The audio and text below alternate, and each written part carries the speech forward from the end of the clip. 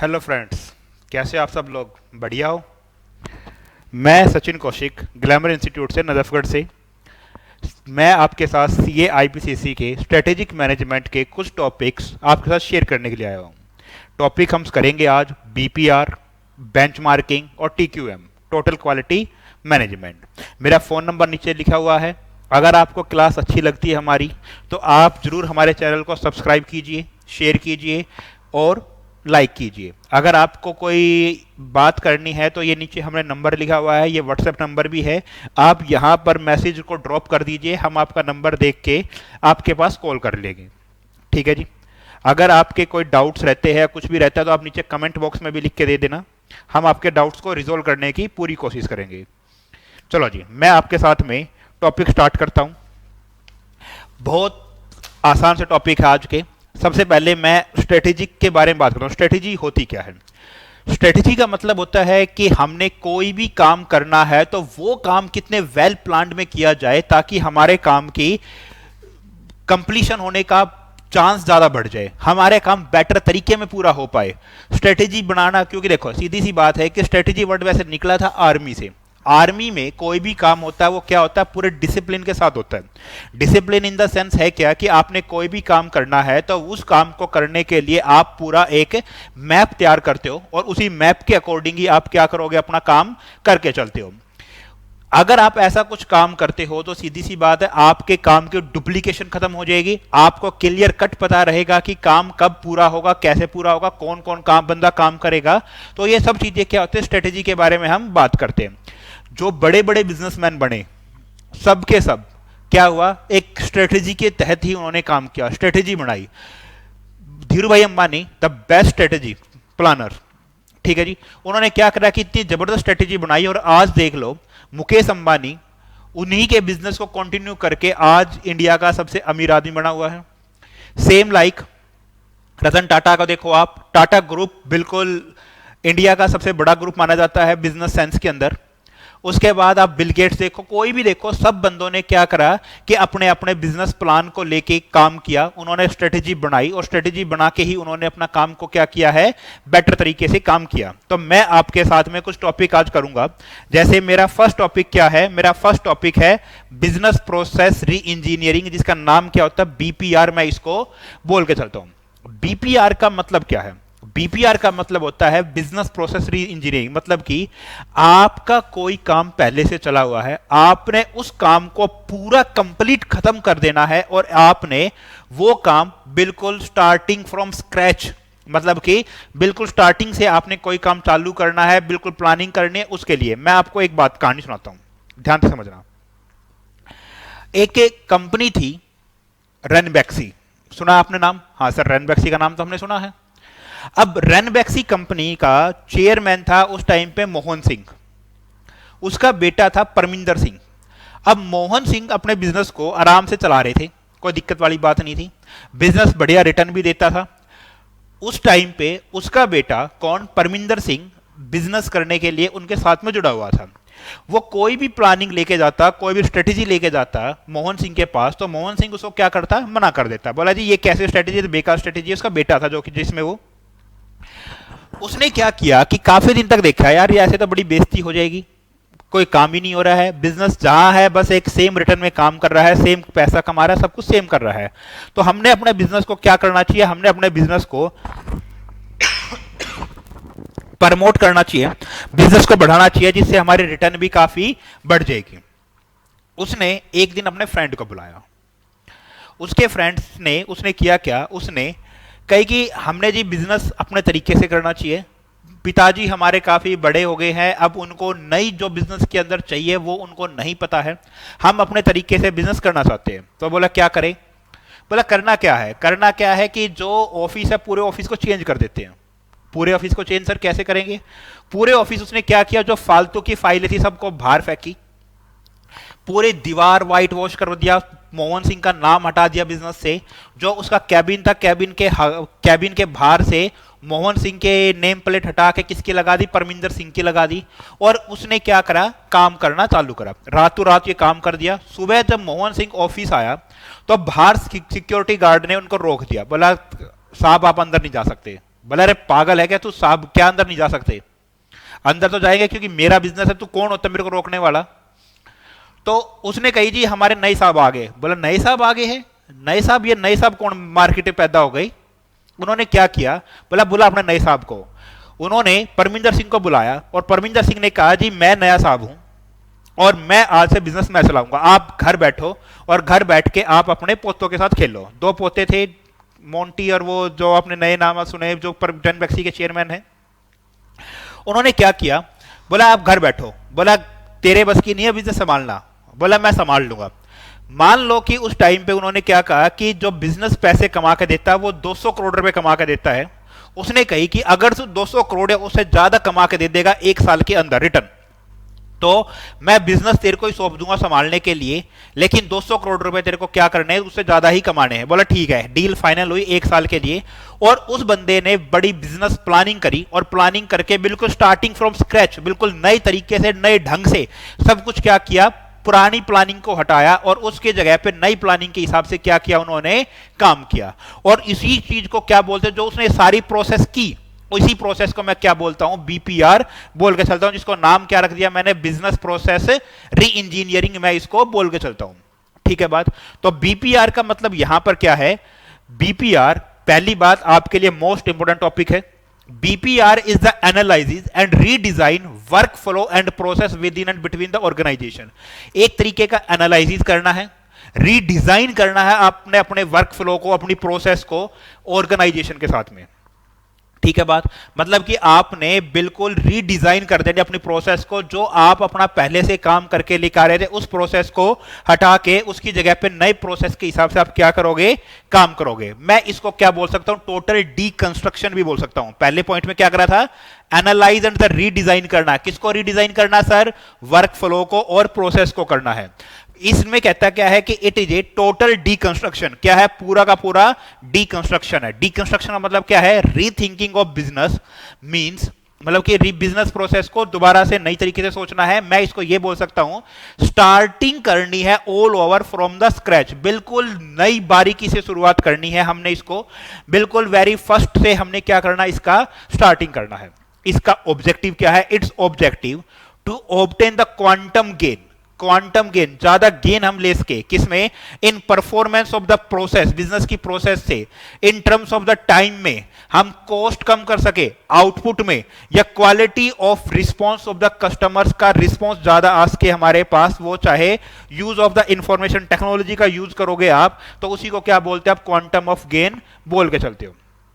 ठीक है, किस किस में करनी है, it's objective is to obtain the quantum of gain in performance of the process, time, cost, output, quality, customer response, ये होना चाहिए। ये आपकी क्या है, मैं इसको बोल सकता हूं ये बिजनेस री इन्वेंशन है। मतलब बिजनेस को दोबारा से आपने क्या किया है, री इन्वेंट किया है। It is not a business improvement, इसको बिजनेस इंप्रूवमेंट नहीं बोल सकता मैं, एनहांसमेंट नहीं बोल सकता, मॉडिफिकेशन नहीं बोल सकता। क्यों नहीं बोल सकता, क्योंकि ये पुराने बिजनेस को मॉडिफाई या एनहांसमेंट करने के लिए नहीं आया। ये क्या है, पुराने बिजनेस को खत्म करके नई प्रोसेस लेके काम करेगा। तो इसी को मैं क्या बोलता हूं, बीपीआर बोल के चलता हूं। 5 पॉइंटों में याद कर देना है बीपीआर को। बोलो, BPR is the analysis and redesign work flow and the processes with in and between the organisation. ये टोटल डीकंस्ट्रक्शन होता है, रीथिंकिंग करेगा प्रोसेस को और स्टार्टिंग करता है फ्रॉम द स्क्रैच से।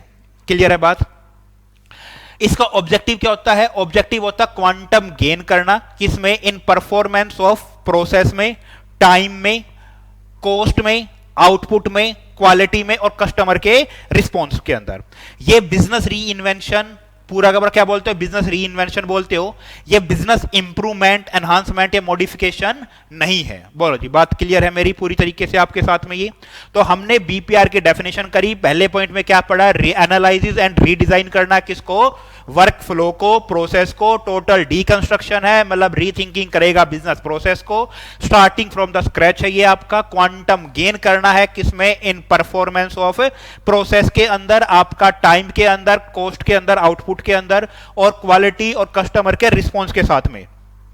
उसके बाद ये आपका टोटल बिजनेस री इन्वेंशन होगा, और मैं इसको क्या बोलता हूं, बिजनेस इंप्रूवमेंट या फिर एनहांसमेंट मॉडिफिकेशन नहीं है। हमने इसके लिए क्या बात करी कि आपकी स्टेप्स होते हैं बिजनेस बीपीआर प्रोसेस को समझने के लिए। तो क्या है, सबसे पहले क्या करोगे, डिटरमाइन करोगे ऑब्जेक्टिव एंड फ्रेमवर्क। आप क्या करो, डिटरमाइन करो अपने ऑब्जेक्टिव को कि हमने काम करना क्या है।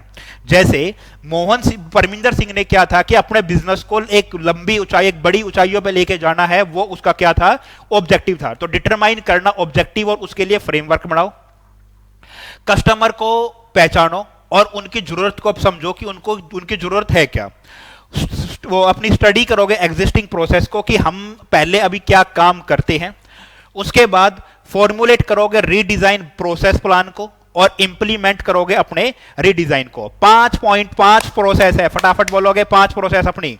5 प्रोसेस क्या क्या है कि आप ऑब्जेक्टिव को डिटरमाइन करो, आइडेंटिफाई करो कस्टमर एंड देयर नीड्स को, स्टडी करोगे एग्जिस्टिंग प्रोसेस को और फॉर्मुलेट करोगे एक रीडिजाइन प्रोसेस प्लान और फिर उसको इंप्लीमेंट कर दोगे।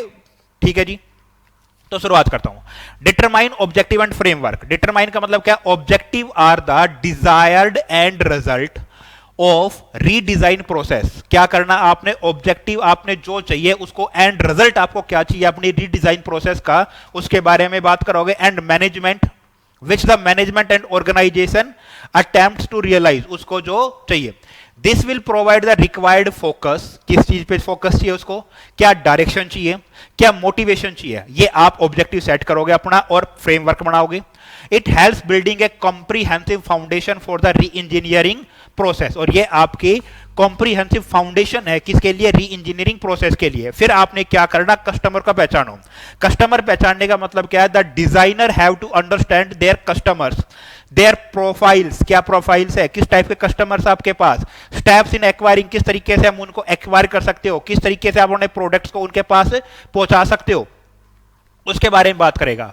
The process is to redesign business process that the clearly under provides added value to the customer, और कस्टमर्स को किस तरीके से अपनी तरफ अट्रैक्ट करोगे, उनके वैल्यू में क्या गेन करोगे, उसके बारे में आप क्या करते हो, बात करोगे। स्टडी करोगे एग्जिस्टिंग प्रोसेस को, जो हम अपनी पुरानी प्रोसेस लेके चल रहे थे, हम क्या लेके चल रहे थे।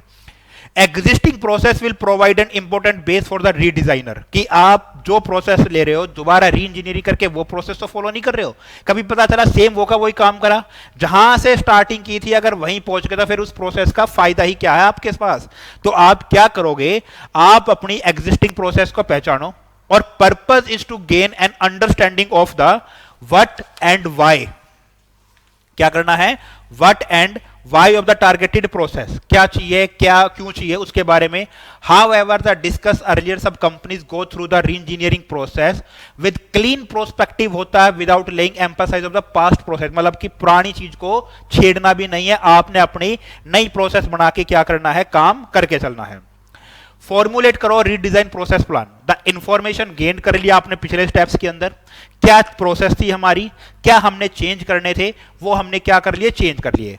Redesign process plan is a real crux of the री इंजीनियरिंग एफर्ट्स में। क्या करता है, फॉर्मुलेट करोगे रीडिजाइन प्लान, आपका रियल क्रक्स होता है री इंजीनियरिंग एफर्ट्स में। कस्टमर फोकस करोगे, आइडेंटिफाई करोगे एंड फॉर्मुलेट करोगे उसको, किसको, कस्टमर के फोकस को, स्टेप्स, अल्टरनेटिव, और कौन कौन से स्टेप्स होते हैं जिससे आप अपने कस्टमर्स को क्या कर सकते हो, ग्रैब कर सकते हो। इंप्लीमेंट कर दो फिर उसको पूरी तरीके से, आपके पास अल्टरनेट को इवेल्युएट कर चुके हो, आप प्रोसेस प्लान बना चुके हो, अब आप क्या करोगे, उसको इंप्लीमेंट करोगे। It is easier to formulate, बनाना आसान है लेकिन उससे उतना ही ज्यादा मुश्किल है उसको इंप्लीमेंट करना। किस तरीके से आप इंप्लीमेंट करोगे। Implementation of the redesign processes and application of the other knowledge gained from the previous step से क्या है, ड्रामेटिक इंप्रूवमेंट्स क्या होंगे, जॉइंट रिस्पॉन्सिबिलिटीज किसकी होगी, किसमें, मैनेजमेंट और the operation lies the new process के बारे में बात करोगे। तो 5 स्टेप्स के बारे में बात करी है। डिटरमाइन करो अपने ऑब्जेक्टिव को, कस्टमर्स को पहचानो, उनकी जरूरत पहचानो, एग्जिस्टिंग प्रोसेस को स्टडी करोगे, फिर अपनी नई प्रोसेस बनाओगे और फिर उस प्रोसेस को क्या करोगे, इंप्लीमेंट करोगे। ऑब्जेक्टिव को डिटरमाइन करोगे, कस्टमर को पहचानो, उनकी जरूरत को पहचानो, उसके बाद पुरानी प्रोसेस को क्या करोगे, स्टडी करोगे, उसके बाद अपनी प्रोसेस बनाओगे, अपनी उसके बाद इंप्लीमेंट कर दो उस प्रोसेस को। बोलो जी, कोई समस्या, समझ में आई बात? तो ये मेरे पास क्या था, बीपीआर था। बोलो यहां तक कोई बात समझ में आई हो तो आप बोलो, फिर मैं अपनी अगली प्रोसेस के ऊपर चलता हूं। बोलो जी, ठीक है। ये टॉपिक आपको समझ में आया पूरे अच्छे तरीके से बीपीआर के बारे में। बीपीआर क्या था आपके पास, एनालाइसिस एंड रीडिजाइन करना किसका, वर्क फ्लो का, process with in and between the organisation, total deconstruction है, रीथिंकिंग करनी है आपने शुरुआत से, और क्या है आपने स्टार्टिंग फ्रॉम द स्क्रैच है। इसका ऑब्जेक्टिव होता है आप क्या करोगे, ऑब्टेन करोगे क्वांटम गेन को इन performance of the process, terms of time, cost, output, quality and customer response. ये टोटल बिजनेस री इन्वेंशन होता है आपका, और आपका ये बिजनेस इंप्रूवमेंट या फिर एनहांसमेंट या मॉडिफिकेशन नहीं होता है। 5 स्टेप्स थे, कौन कौन से थे, आपने डिटरमाइन करना है, क्या डिटरमाइन करना है आपने, ऑब्जेक्टिव को डिटरमाइन करना है आपने, कस्टमर को पहचानना, उनकी जरूरत को पहचानना है, स्टडी करोगे एग्जिस्टिंग प्रोसेस को, ठीक है जी।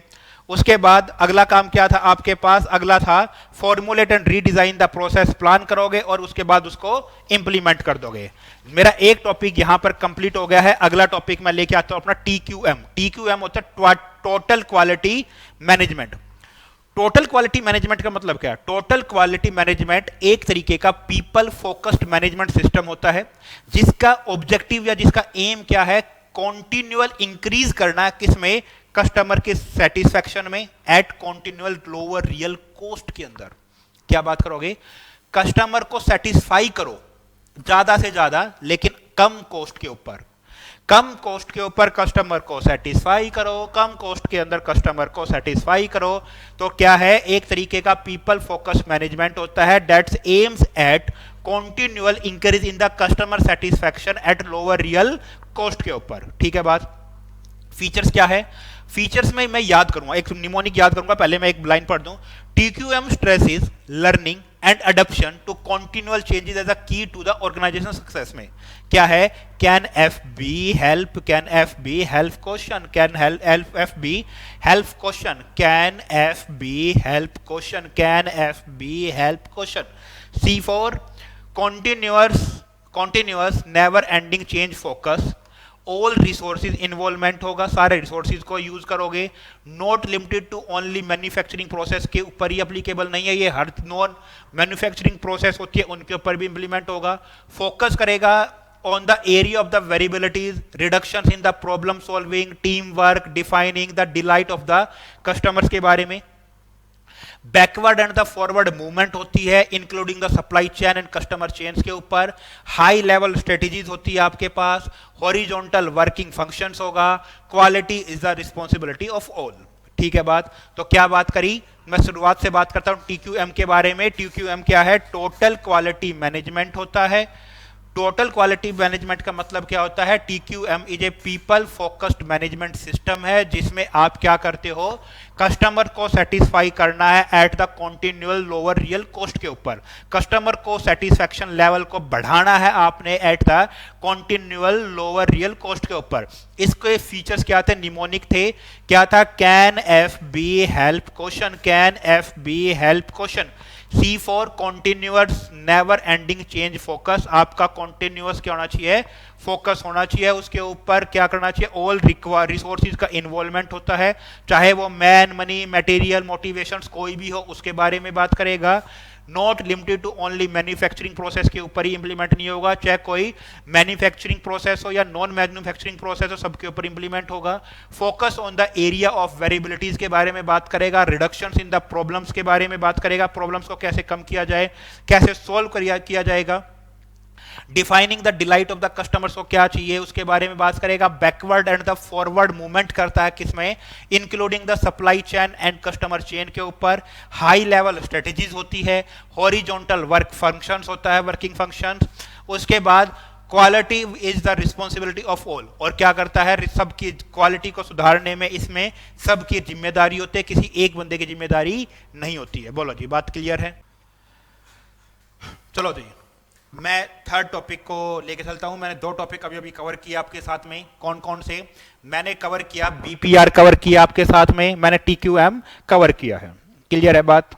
चलो जी, अब मैं बेंचमार्किंग लेके चलता हूं। बेंचमार्किंग का मतलब क्या, एक स्टैंडर्ड सेट करना, उसको क्या बोलते हो, बेंचमार्किंग बोलते हो। जैसे आपके एग्जाम अब की बार जून में होने वाले हैं, आपके पास आज की तारीख से मैं बात करूं तो लगभग लगभग आपके पास कितने दिन है, 1.5 मंथ्स आपके पास अराउंड ये है। आपने स्टैंडर्ड सेट किया, एक बेंचमार्क स्टैंडर्ड किया। अभी तक आप मान लो दिन में 2 घंटे पढ़ते हो, आपने स्टैंडर्ड सेट किया कि भाई अब मेरे पास अराउंड 45 टू 50 डेज मेरे पास रिमेन है। अब मैं क्या करता हूं, अब मेरे का पढ़ने का एक स्टैंडर्ड सेट करना है, एक बेंचमार्क सेट करना है कि मेरे को इस बार सीए आईपीसीसी तो निकालनी है। बोला हाँ जी। अब आपका स्टैंडर्ड सेट कर दिया, तो आप उस स्टैंडर्ड सेट करने के बाद आपने अपना पढ़ाई के घंटे भी बढ़ाने पड़ेंगे। आपने अपने पढ़ाई करने के घंटे, मान लो कि आपने कितने बढ़ाए हैं, आपने 2 घंटे से बढ़ाकर अपने कितने घंटे कर दिए, 8 घंटे कर दिए हैं, तो उसको भी क्या बोलते हो, एक तरीके का आपने अपना गोल सेट किया। क्या गोल सेट किया कि सीए तो पास करनी है इस बार जून के अंदर। आप क्या करोगे, अपनी सीए आईपीसीसी कंप्लीट करोगे, उसके बारे में। तो क्या करना, बेंचमार्किंग एक तरीके की अप्रोच होती है। किस चीज की अप्रोच होती है, setting the goal and measuring the productivity. अपनी प्रोडक्टिविटी को पहचानो कि आप 8 घंटे 10 घंटे पढ़ सकते हो, नहीं पढ़ सकते हो, किस पे, based on the best industry practices के ऊपर। कि आप अपने पीछे के जो आप काम करते आए हो, आपने कभी जब फाउंडेशन या फिर आपने अपना आईपीसी दिया होगा, वो सॉरी सीपीटी दिया होगा, तो आपने वहां पे पढ़ने के घंटे देखे होंगे, कितने घंटे की आपकी कैपेसिटी है। तो उसी बेस्ट इंडस्ट्रीज प्रैक्टिस के हिसाब से अपनी प्रोडक्टिविटी को मेजर करो और उसके बेस पे अपने सेटिंग कर दो अपने गोल्स को। ये आपकी कॉन्टिन्यूअस इंप्रूवमेंट होता है in search of the competitive advantages. किसकी प्रोसेस है, कॉन्टिन्यूअस इंप्रूवमेंट की। It involves openly learning how others do something better than the one's own company so that the company not only can imitate, मतलब कि copy, imitate का मतलब होता है copy करना, but perhaps even improve upon its techniques। मतलब क्या कहता है कि आप किसी दूसरे को कॉपी मत करो, आप ये देखो कि दूसरों के मुकाबले में आप कितना बेटर काम कर सकते हो, उसको क्या बोलते हो आप, बेंचमार्किंग। अपने स्टैंडर्ड सेट करोगे अपनी क्वालिटीज को देख के, कि आप अपनी कैपेसिटी को देख के क्या करते हो, आप अपने कुछ स्टैंडर्ड्स को सेट करते हो कि आप अपनी कंपनी के अंदर दूसरों के मुकाबले में उससे कितना ज्यादा बेटर कर सकते हो, अपनी टेक्निक्स को यूज करके, कुछ भी करके, उसके बारे में ये क्या करता है, आपसे बात करके चलता है। It measure a company's product service practice against the toughest competitors. के बीच में आपकी क्या प्रोडक्ट्स की सिचुएशंस है, क्या आपकी सर्विसेज है, उसके बारे में आप बात करोगे। ताकि देखो, इंडस्ट्री लीडर बनने के लिए तो आपको क्या करना पड़ेगा, दूसरे लोगों के मुकाबले में ज्यादा मेहनत तो आपको करनी ही पड़ती है। तो ये कहता क्या है कि आपको कंपनीज के प्रोडक्ट सर्विसेज को सुधारना है। टफेस्ट कॉम्पिटिटर्स आपके पास, तो उन्हीं कॉम्पिटिटर्स के बीच में आप अपनी सर्विसेज को कैसे सुधार सकते हो, अपने प्रोडक्ट्स को कैसे इंप्रूव कर सकते हो, ये है। जैसे देखो, आज की तारीख में टेक्निक्स का बड़ा यूज हो गया है। हर कंपनी, जैसे प्रैक्टो, यू नो प्रैक्टो एक ऐप बनाई, उसमें आप क्या कर सकते हो, डॉक्टर के साथ में ऑनलाइन कंसल्ट कर सकते हो। अब देखो, जो ऑनलाइन डॉक्टर्स है और कुछ ऑफलाइन डॉक्टर, कुछ डॉक्टर्स ऐसे हैं कि सिर्फ वो डायरेक्ट मिलके बात करते हैं, और कुछ होते हैं क्या ऑनलाइन आपसे बात करके भी। तो क्या होया, उन्होंने अपनी बेंचमार्क स्टैंडर्ड्स को सुधार के क्या किया, एक लेवल पे गए, एक बेस्ट टेक्निक्स का यूज किया। तो उसके बारे में बात करते हो। Areas of the improvement where can, जैसे कस्टमर की सर्विस। आपने देखा होगा बहुत सारी, जैसे टीवी की कंपनी है या फिर आपकी फ्रिज है या बहुत सारी चीजें हैं। जैसे मान लो सैमसंग वालों ने, सैमसंग टीवी बनाता है, सैमसंग वालों ने क्या किया, सर्विसेज प्रोवाइड की। क्या सर्विस प्रोवाइड करी, सैमसंग ने कहा कि अगर आपका कोई भी एलईडी टीवी वगैरह कुछ भी खराब होता है तो आपको उठा के वर्कशॉप तक नहीं जाना है, आप सिर्फ एक फोन करो, हम आके आपके घर पे जाके ठीक करके जाएंगे। Better service, you know. और बताता हूं, कंपनी ने एक और चीज सुधारी। आप टीवी खरीदो, बोला हाँ सर, टीवी खरीद के आप अपना टीवी अपने घर पे ले जाओ, एलईडी अपने घर ले जाओ और अपना फोन नंबर लिखा जाओ। कंपनी का एक एग्जीक्यूटिव आएगा और आप जहां चाहोगे आपके घर पर, वहां पर क्या कर देगा, टीवी को इंस्टॉल कर देगा। बेटर सर्विस दी आप लोगों उन्होंने। पहले आप खुद ही लगे रहते थे ड्रिल करके, या फिर आप अपने किसको, इलेक्ट्रिशियन को बुला के ठीक करवाते थे। आपको कुछ नहीं करना, और इस बात के कंपनी एक्स्ट्रा पैसे भी नहीं लेती है। इससे ज्यादा बेटर सर्विस और क्या होगी। ह्यूमन रिसोर्सेज मैनेजमेंट किया आपने, ह्यूमन रिसोर्सेज मैनेजमेंट किया आपके कोई भी फालतू एम्प्लॉय ना हो, आपके जितने एम्प्लॉयज हो बेटर तरीके से काम करे। असेसमेंट करोगे, टोटल मैन्युफैक्चरिंग कॉस्ट कितनी होगी आपकी, उसको असेस करोगे। मेंटेनेंस करोगे अपने ऑपरेशंस को। प्रोडक्ट को डेवलप कैसे करना है, डेवलपमेंट, प्रोडक्ट का डिस्ट्रीब्यूशन, प्लांट यूटिलाइजेशन लेवल, इन सब के लिए क्या करता है वो बात करता था। बेंच मार्किंग आपके लिए क्या है, सेटिंग द गोल्स करने आपने, मेजरिंग प्रोडक्टिविटी बेस्ड ऑन किसके बेस पे होगी, बेस्ट इंडस्ट्री प्रैक्टिसेस के ऊपर होगी। बेंच मार्किंग आपकी प्रोसेस होती है continuous improvement in search of the competitive advantages में। ये आपको ओपनली सिखाता है कि आप सीखो और काम को इंप्लीमेंट करोगे दूसरों से सीख के, आप उनको बेटर सर्विस प्रोवाइड कर सकते हो, टफेस्ट कॉम्पिटिटर से आप बीट कर सकते हो, आप बेटर सर्विस किस में दे सकते हो, कस्टमर्स की सर्विसेज में के बारे में, ह्यूमन रिसोर्सेज के बारे में। टोटल मैन्युफैक्चरिंग कॉस्ट है, मेंटेनेंस ऑपरेशन करोगे, प्रोडक्ट का डेवलपमेंट करोगे, प्रोडक्ट का डिस्ट्रीब्यूशन है, प्लांट यूटिलाइजेशन लेवल्स है, इसके बारे में आप क्या करते हो, बात करके चलते हो। इसके कुछ एलिमेंट भी हैं, देखो जी। Identify the need for the benchmarking and planning, पहले पहचानो कि बेंचमार्क करने क्या है, कहां जरूरत है, क्या जरूरत है आपको, उसके बारे में बात करोगे, ठीक है। उसके बाद आप अगला काम क्या करोगे, इसके बारे में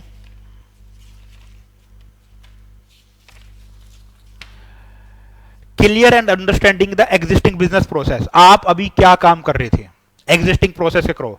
आइडेंटिफाई करो क्या इससे बेटर अल्टरनेटिव्स कोई है, आइडेंटिफाई करो बेस्ट प्रोसेसेस को। हम जो पहले काम करते थे और जो हम अब काम करते हैं दोनों को क्या करोगे, इवेल्युएट करो, विच वन बेटर, पहले वाली प्रोसेस बढ़िया थी या अब वाली प्रोसेस बढ़िया है, उसको आप पहचानो। फिर एक रिपोर्ट तैयार करो, रिपोर्ट तैयार करके दोनों को परफॉर्मेंस गैप ढूंढो कि भाई एक रिपोर्ट बनाओ, उसको इंप्लीमेंट करने के स्टेप्स ढूंढो और देखो कि कहां कहां हमारी गड़बड़ थी, उस चीज को आप क्या करोगे, ठीक करोगे और फिर लास्ट में जाके आप उसको इवेल्युएट कर सकते हो, ठीक है। इसमें 6 स्टेप है बेंचमार्किंग में, ये इसमें 6 स्टेप है इसके बेंचमार्किंग के अंदर, बीपीआर में 5 स्टेप्स हैं। लो जी, तो मैं करता हूं इसको। Identify, this step will identify the area, किस एरिया में करना है, कौन सी प्रोसेस को एग्जामाइन करोगे। It should be examine an activity that has the potential to determine a business unit's competitive advantages के बारे में बात करेगा। Clearly understanding the existing business process को चेक करो। This step will involve compiling information and data on performance. This will include mapping process, group क्या करोगे, एक मैप बनाओगे, इंफॉर्मेशन को डाटा को इकट्ठा करो, उसके बारे में जैसे इंटरव्यू लोगे, विजिट करो, फाइलिंग एंड क्वेश्चन, जैसे आप जगह जगह जाके लोगों से पूछो कि जी हम ये काम कर रहे थे, क्या आप इस बात से संतुष्ट हो या नहीं हो। आप कहीं मूवी देखने भी जाते हो तो आपसे एक फॉर्म भरा लेते हैं वो लोग, तो क्या है ये सब कुछ, क्या लोगों से इंटरव्यू लो, मॉल्स में जाके आइडेंटिफाई करो बेस्ट प्रोसेसेस को, उसमें से ढूंढो कि कौन सी बेस्ट प्रोसेस है। Within the selected framework best processes are identify करो। These may be within the same organisation हो सकता है या एक्सटर्नल टू द देम, बाहर इसका भी हो सकता है। कंपेयर करो अपनी प्रोसेस को और performance with that of the others, दूसरों से कंपेयर करके चलोगे। कैलकुलेट द डिफरेंस को कैलकुलेट करो कि कौन कौन से ऐसे ही चीजें थी जो हम पहले फॉलो नहीं करते थे। प्रिपेयर करो, एक रिपोर्ट बनाओ कि a report on the benchmarking initiatives containing the tactical program for the closing program performance gaps के ऊपर, और फिर इवेल्युएट करो कि कौन सी बेटर थी, इंप्लीमेंट करना है। Implement the programmes and then compare the resulting new measurement को कंपेयर करोगे with those of the best in the class companies. Periodically evaluates करोगे अपने बेंचमार्क्स को कि क्या जो हमने बेंचमार्क बनाए थे उस हिसाब से हमारा काम होता है या नहीं होता है, हम उसके हिसाब से भी क्या करेंगे, बात करेंगे। ये हमारे पास क्या थी बेंचमार्किंग के बारे में, मैं इसके बारे में बात करता हूं। बोलो जी, क्लियर है बात। मेरे 3 टॉपिक कंप्लीट हुई। अगली क्लास में मैं आपके साथ में 6 सिग्मा लेके आऊंगा, 6 सिग्मा के बारे में चर्चा करूंगा कि 6 सिग्मा क्या कहता है आपके बारे में। अगर आपको हमारी क्लास बढ़िया लगी है तो आप प्लीज हमारे चैनल को सब्सक्राइब कीजिए, शेयर कीजिए, लाइक कीजिए, और अगली वीडियोज के लिए आप सब्सक्राइब करोगे तो आपको फटाफट हमारी नई वीडियोज आपके पास आती रहेगी। बोलो जी, बात clear. Thank you, good bye, शब्बा खैर, bye bye, have a nice day, take care.